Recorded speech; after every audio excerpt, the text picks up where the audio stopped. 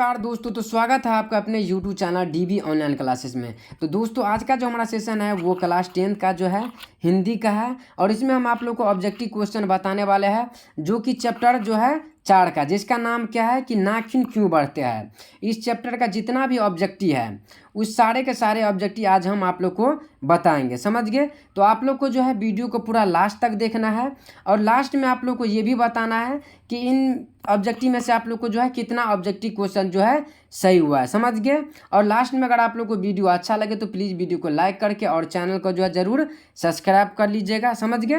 तो चलिए अब हम बढ़ते हैं आप लोग को क्वेश्चन की ओर। तो देखिए पहला क्वेश्चन क्या कर रहा है कि नाखून जो है क्यों बढ़ते हैं, किस प्रकार का जो है निबंध है। यानी आप लोग को पता है कि नाखून जो बढ़ते हैं यह एक जो है निबंध है, क्या है, निबंध है। लेकिन किस प्रकार का निबंध है आप लोग का, यह है पहला भावात्मक, दूसरा है विवरणात्मक, सी है आप लोग का जो है ललित और डी आप लोग का क्या है विवेचनात्मक। तो आप लोग को जो है इसका जो है अगर आप लोग इसका उत्तर जानते होंगे तो आप लोग कमेंट में जो है बता सकते हैं, समझ गए। फिलहाल इसका जो राइट आंसर हो जाएगा आप लोग का ललित। तो ऑप्शन नंबर क्या हो जाएगा, तो ऑप्शन नंबर सी जो हो जाएगा इसका राइट आंसर हो जाएगा, समझ गए। चलिए अब आगे बढ़ते हैं। दूसरा नंबर क्वेश्चन देखिए क्या कह रहा है कि नाखून क्यों बढ़ते हैं गद्य की कौन सी विधिया है। यह जो है कौन सी विधिया है, वह वैचारिक निबंध है या फिर शोधपरक निबंध है या फिर आलोचनात्मक निबंध है या फिर ललित निबंध है।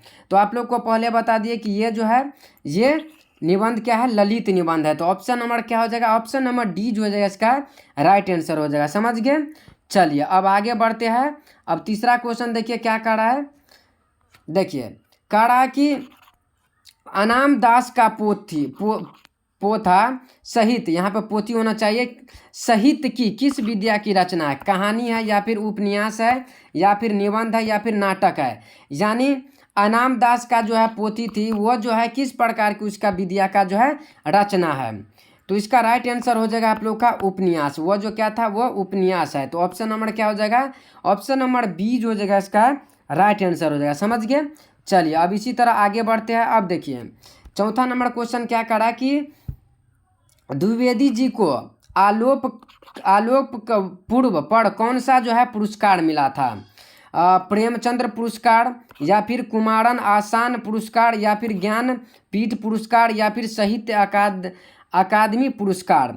तो 4 का आप लोग का हो जाएगा साहित्य अकादमी पुरस्कार। तो ऑप्शन नंबर डी जो हो जाएगा इसका राइट आंसर हो जाएगा, समझ गए आप लोग। चलिए अब इसी तरह आगे बढ़ते हैं। अब देखिए पांचवा क्वेश्चन क्या करा कि लेखक के अनुसार मनुष्य के नाखून क्यों जीवांत प्रतीत होता है।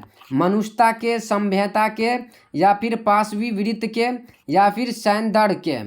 तो 5 का आप लोग का हो जाएगा यानी पाशवी वृत्त के। तो ऑप्शन नंबर सी जो हो जाएगा इसका राइट आंसर हो जाएगा, समझ गए।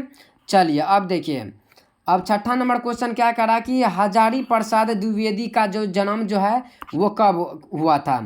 1907 ईस्वी में या फिर 1906 में, 1905 में, 1904 में। तो इसका आप लोग का राइट आंसर हो जाएगा इसका क्या हो जाएगा 1907। यानी हजारी प्रसाद द्विवेदी जी का जन्म कब हुआ था, तो 1907 में, समझ गया आप लोग। चलिए अब आगे बढ़ते हैं। अब 7वां नंबर क्वेश्चन देखिए क्या करा कि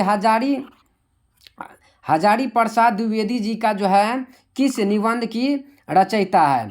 यानी नागरिक की लिपि या फिर नाखून क्यों बढ़ते हैं या फिर परंपरा का मूल्यांकन या फिर शिक्षा और संस्कृति।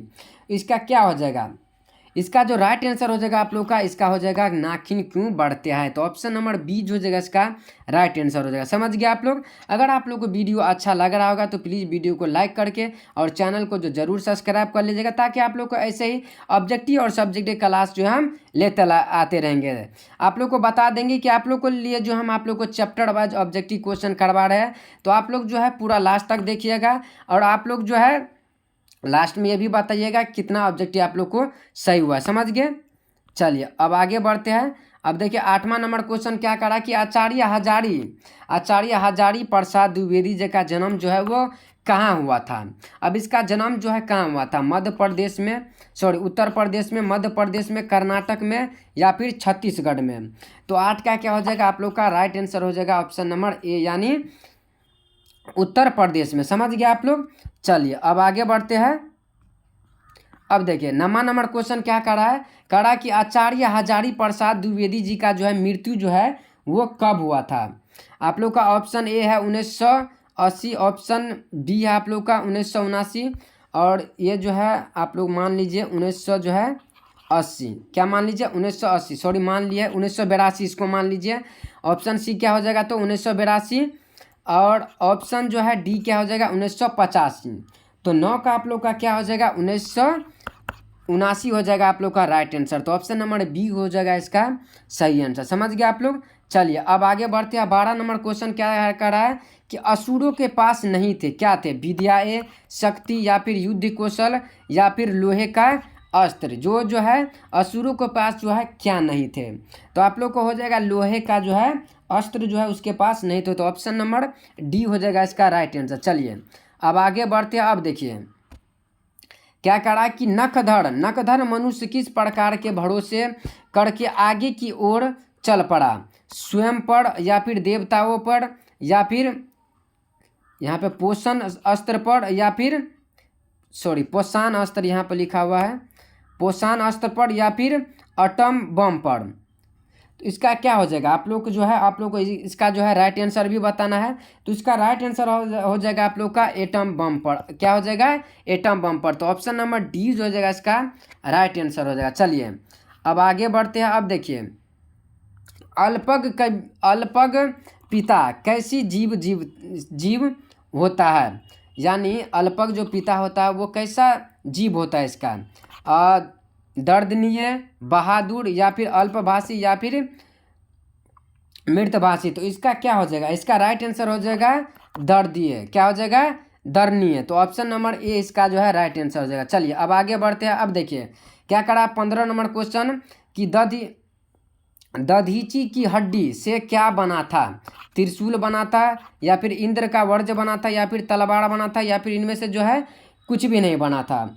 तो 15 का आप लोग का क्या हो जाएगा, तो 15 का राइट आंसर हो जाएगा आप लोग का इंद्र का जो है वर्ज बना था। तो ऑप्शन नंबर क्या हो जाएगा, ऑप्शन नंबर बी जो हो जाएगा इसका राइट आंसर हो जाएगा। अब देखिए 16 नंबर क्वेश्चन क्या कर रहा है कि कामसूत्र किसकी रचना है, यानी कामसूत्र जो है वो किसकी रचना है, वास्तुओं का, या फिर हजारी प्रसाद द्विवेदी जी का, या फिर गुणाकर मूले का, या फिर भीमराव अंबेडकर का।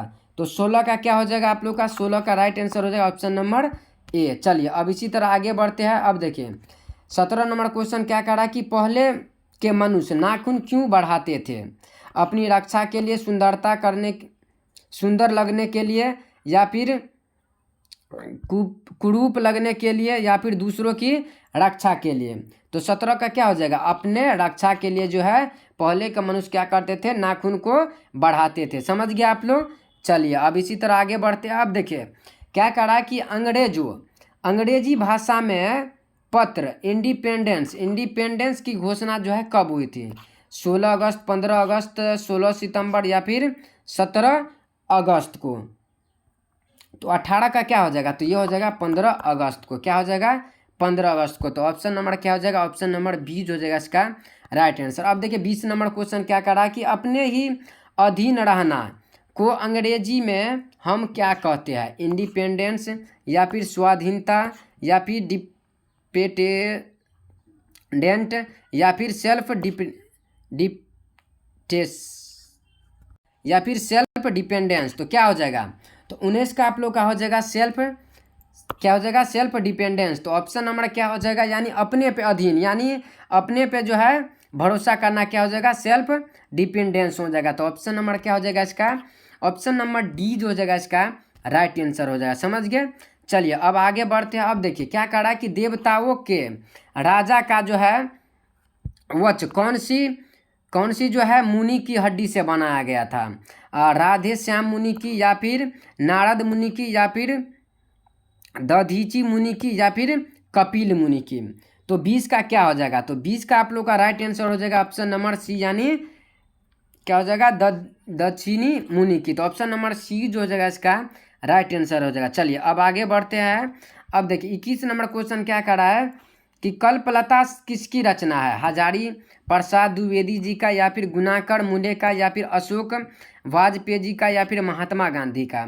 तो 21 का क्या हो जाएगा, तो 21 का आप लोग का राइट आंसर क्या हो जाएगा, आप लोग का हो जाएगा हजारी प्रसाद द्विवेदी जी का। तो ऑप्शन नंबर ए इसका जो है हो जाएगा राइट आंसर। चलिए अब आगे बढ़ते हैं। 22 नंबर क्वेश्चन क्या कर रहा है कि कितने वर्ष पहले भारतवासी नाखून को जम के स्वारता था? 1000 वर्ष पहले, 2000 वर्ष, 5000 वर्ष या फिर 200 वर्ष पहले? तो इसका जो है राइट आंसर क्या हो जाएगा? तो 22 का हो जाएगा 2000 वर्ष पहले। तो ऑप्शन नंबर बी जो हो जाएगा इसका राइट आंसर हो जाएगा। चलिए अब 24 नंबर क्वेश्चन बढ़ते आगे। कह रहा है कि देशों के आज़ादी के लिए हजारी प्रसाद द्विवेदी ने अपने निबंध को किस शब्द में उपयुक्त किया था? अधीनता या फिर स्वाधीनता या फिर उन्मुक्त या फिर उच्छेदखलता? तो 24 का क्या हो जाएगा? तो 24 का आप लोग का हो जाएगा right answer option number B हो जाएगा आप लोग का स्वाधीनता। तो ऑप्शन नंबर क्या हो जाएगा? बी हो जाएगा आप लोग का राइट आंसर। चलिए अब आगे बढ़ते हैं। अब 25 नंबर क्वेश्चन क्या कर रहा है कि कौन जो है नाखून को जिलाया जा रहा है, यानी जलाया जा रहा है, यहाँ पर जलाया जा रहा होगा?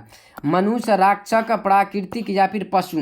तो 25 का क्या हो जाएगा? तो 25 का हो जाएगा प्राकृतिक। तो ऑप्शन नंबर क्या हो जाएगा? सी हो जाएगा ऑप्शन नंबर आप लोग का राइट आंसर। चलिए अब आगे बढ़ते हैं। अब देखिए क्या करा कि नाखून क्यों बढ़ते हैं निबंध में लेखक ने किस बूढ़े की जो है जिक्र किया है? बाल कृष्ण खोगले का या फिर सरदार पटेल का, महात्मा गांधी का या फिर कृष्ण चंद्र गांधी का? इसका क्या हो जाएगा? तो 26 का हो जाएगा आप लोग का महात्मा गांधी का। तो ऑप्शन नंबर सी जो हो जाएगा इसका राइट आंसर हो जाएगा। समझ गया आप लोग?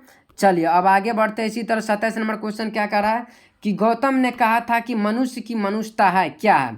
सभी दुख सुख को सहानुभूति के साथ देखना या फिर सभी के प्रति असमानता के भाव रखना या फिर स्वास्थ्य का भाव रखना या फिर भौतिक विकास करना? तो 27 का क्या हो जाएगा कि सबकी दुख सुख को सहानुभूति के साथ देखना। तो ऑप्शन नंबर ए इसका जो है हो जाएगा राइट आंसर। चलिए अब आगे बढ़ते हैं। अब 28 नंबर क्वेश्चन क्या कर रहा है कि नाखून क्यों बढ़ते हैं निबंध में? निबंधकार का जो है कौन सा दृष्टिकोण प्रकट होता है? पशुवादी, मानववादी, देववादी या फिर दानववादी? तो 28 का आप लोग का हो जाएगा ऑप्शन नंबर बी हो जाएगा आप लोग का मानववादी। तो ऑप्शन नंबर बी हो जाएगा इसका राइट आंसर। समझ गए? चलिए अब इसी तरह आगे बढ़ते हैं। अब देखिए नाखून क्यों बढ़ते हैं निबंध में नई पीढ़ी की कैसा जो है भाव जगाता है? सांस्कृतिक, आत्मगौरव या फिर स्वाधीनता, देशभक्त या फिर देवते? तो 29 का क्या हो जाएगा? तो 29 का हो जाएगा सांस्कृतिक आत्मगौरव। तो ऑप्शन नंबर ए इसका जो है राइट आंसर हो जाएगा। अब देखिए 30 नंबर क्वेश्चन क्या कर रहा है कि हिंदी साहित्य का आदिकाल की रचना जो है क्या है? तो 30 का आप लोग का हो जाएगा ऑप्शन नंबर यानी आचार्य हजारी प्रसाद द्विवेदी जी। चलिए अब 31 नंबर क्वेश्चन कह रहा है कौन सा रचना हजारी प्रसाद द्विवेदी जी की जो है नहीं है? अशोक के फूल या फिर माटी के मूर्ते या फिर वान भट्ट के आत्मकथा या फिर हिंदी साहित्य का आदिकाल? तो 31 का हो जाएगा आप लोग का माटी के मूर्ति। तो ऑप्शन नंबर बी हो जाएगा इसका जो है राइट आंसर, यानी हजारी प्रसाद द्विवेदी जी का नहीं है तो माटी की जो है मूर्ति। चलिए अब आगे बढ़ते हैं। 32 नंबर क्वेश्चन क्या कर रहा है कि द्विवेदी जी का जो है निर्जल अपराधी किसे कहा है? नाखून को, चोर को, डाकू को या फिर बदमाश को? तो 32 का क्या हो जाएगा? तो 32 का हो जाएगा आप लोग का नाखून। तो ऑप्शन नंबर ए इसका जो हो जाएगा राइट आंसर। चलिए अब आगे बढ़ते हैं। अब देखिए महाभारत जो है वो क्या है? उपन्यास है, कहानी है, शास्त्र है या फिर पुराण है? तो 33 का क्या हो जाएगा? तो 33 का आप लोग का क्या हो जाएगा? तो 33 का राइट आंसर हो जाएगा आप लोग का पुराण। तो ऑप्शन नंबर क्या हो जाएगा? डी हो जाएगा राइट आंसर। अब देखिए किस देश के लोग बड़े जो है नख पसंद करते हैं, यानी नाखून जो है पसंद करते हैं? तो इसका राइट आंसर आप लोग का हो जाएगा ऑप्शन नंबर ए, यानी गौड़ देश का। तो ऑप्शन नंबर क्या हो जाएगा? ऑप्शन नंबर ए इसका जो है हो जाएगा राइट आंसर। चलिए अब आगे बढ़ते हैं। अब हिरोशिमा कहाँ स्थित है?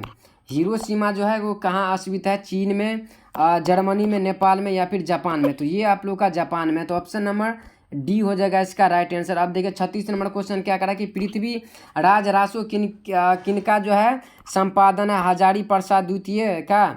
तो ऑप्शन नंबर ए इसका जो है हो जाएगा right answer, option number A. चलिए अब बढ़ते हैं आगे। अशोक का जो है, अशोक के फूल किनकी रचना है? तो अशोक का फूल जो है किसकी रचना है? तो ये है आप लोग का सुमित्रा नंदन पंत का। तो ऑप्शन नंबर बी जो हो जाएगा इसका राइट आंसर। चलिए अब आगे बढ़ते हैं। नाखून क्यों बढ़ते हैं निबंध कौन है? निबंधकार जो है वो कौन है? गुलाब राय या फिर शांति प्रिय द्वितीय या फिर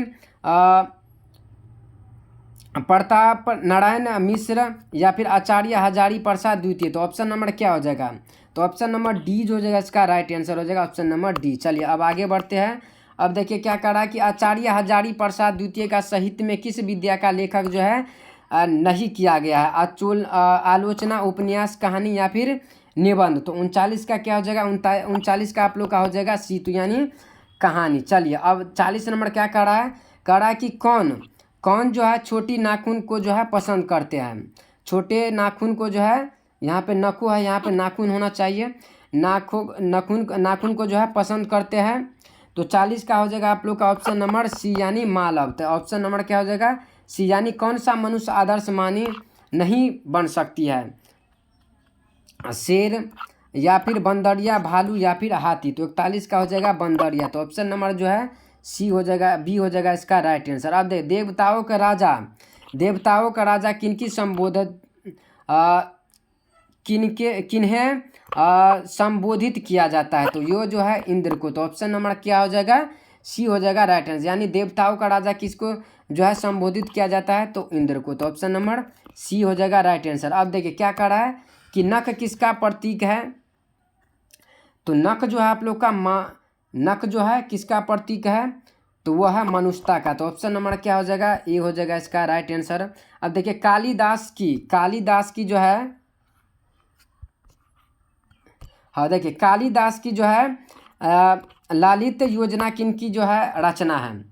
तो यह जो है आप लोग का है हजारी प्रसाद द्वितीय द्विवेदी जी का। तो ऑप्शन नंबर क्या हो जाएगा? सी हो जाएगा राइट आंसर। चलिए तो आज का जो है ये लास्ट क्वेश्चन है आप लोग को कि नाखून जो है क्यों, नाखून को मनुष्य को नाखून क्यों जरूरत कब थी? जंगली जीवन में या फिर शिक्षित जीवन में या फिर अशिक्षित जीवन में या फिर विकासित जीवन में? तो 85 का हो जाएगा आप लोग 45 का हो जाएगा जंगली जीवन में। समझ गया आप लोग? तो आप लोग को जो है 45 ऑब्जेक्टिव हम आप लोग को बता चुके हैं। तो अब आप लोग को ये भी बताना है कि इन 45 ऑब्जेक्टिव में से आप लोग को जो है कितना ऑब्जेक्टिव क्वेश्चन जो है सही हुआ है। समझ गया आप लोग? तो आज के लिए इतना ही रहने देते हैं। और अगर आप लोग को वीडियो अच्छा लगे तो प्लीज़ वीडियो को लाइक करके चैनल को जो है ज़रूर सब्सक्राइब कर लीजिएगा। तो चलिए अब फिर मिलते हैं इस अगले वाले वीडियो में। तब तक के लिए जय हिंद, जय भारत।